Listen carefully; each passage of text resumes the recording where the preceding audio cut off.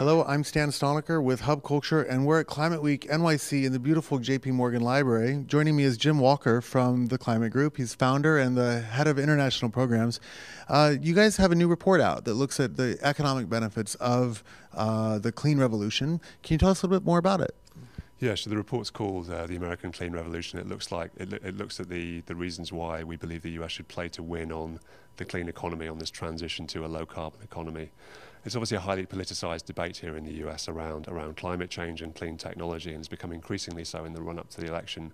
But what we saw was there was an increasing body of evidence and of voices from different parts of American society that were very supportive of moving towards a sort of rapid transition to the low carbon economy for all kinds of reasons that actually were, partly about self-interest and partly about sort of citizenship.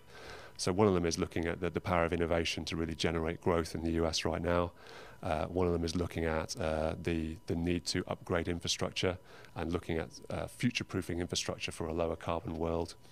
There's also security, which is a major issue, and becoming more energy secure and more secure from volatility of prices.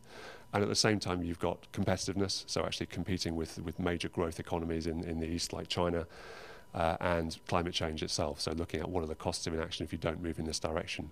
And the report goes through each of those angles and looks at the sort of the economic wins that can be unlocked by rapid action to roll out clean technology and lower carbon business models for the US. So I know that with the Climate Week launch here in New York, a lot of the discussion has been around the wide variety of sectors of people who have a stake in this clean revolution. So you have evangelicals who are really waking up to the fact that this is sort of a stewardship issue. You have agriculture and farmers who are looking at the impact on their sector. You've got entrepreneurs in Silicon Valley who see a disruptive opportunity. So would you say that this is an issue for everyone? And how can anybody who's sort of at home watching get involved with the clean revolution? I think it is an issue for everyone, and I think depending on what walk of life you come from, there are different opportunities and obviously challenges to overcome as well.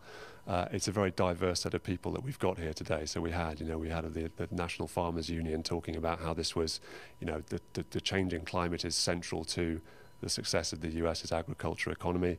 At the same time, farmers see big opportunities in a global carbon market and in also different agricultural practices. So they have both sides there. There's economic opportunities as well as doing the right thing to prevent the worst impacts of climate change. You've got entrepreneurs where there are just huge opportunities in the entrepreneurial sector now around new ways of doing business and around new technologies. I'm involved in a green prize that runs every year in the Netherlands, which is global, and actually every year there are 500 new ideas that can all from very young people, university graduates, around energy, around products and services, all of which reduce carbon and generate growth and jobs. So for anyone who's out there that's sort of interested in new business opportunities and new economic growth models, it's worth taking a look at energy efficiency, renewable energy and clean technology, because these are very much the sort of beginnings of the growth of the economy of the future. Right. So clean revolution, clean economy. Absolutely.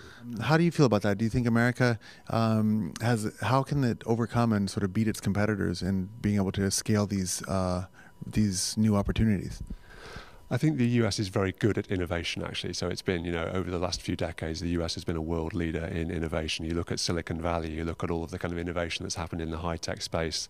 It's got very strong intellectual property laws. It's got a really strong academic community, some world-leading universities. It's had sort of consistent investment in the military as well, around military development of new technology. So the US is very good at innovation. And what we've seen over the last few years is it started to slip behind because you've got economies like China who are actually taking clean technology and clean economy sectors as a sort of a central part of economic growth going forwards in the current 5-year plan.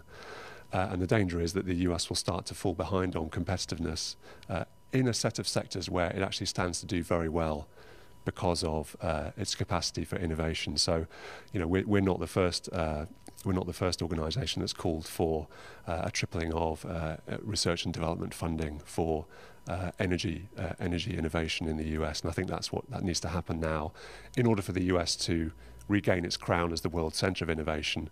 And if the US chooses to go in that direction, I think it's inevitable that it will continue to do very well from this transition to a low carbon economy, where a large part of that growth is going to be driven by innovation, working out how to, not just on technology, but also on business models and business plans, innovation in finding out new ways of doing things. So the US is strong on that.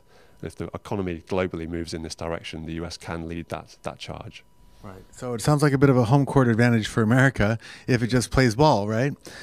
Okay, so Jim Walker from the Climate Group, and I'm Stan Stolniker with Hub Culture. We're here at Climate Week NYC, the leading platform for climate innovation and discussion really in America. Let's just hope that America gets its act together and starts playing ball. Well, we believe it will. We believe it will. Okay. Thank you. Thanks.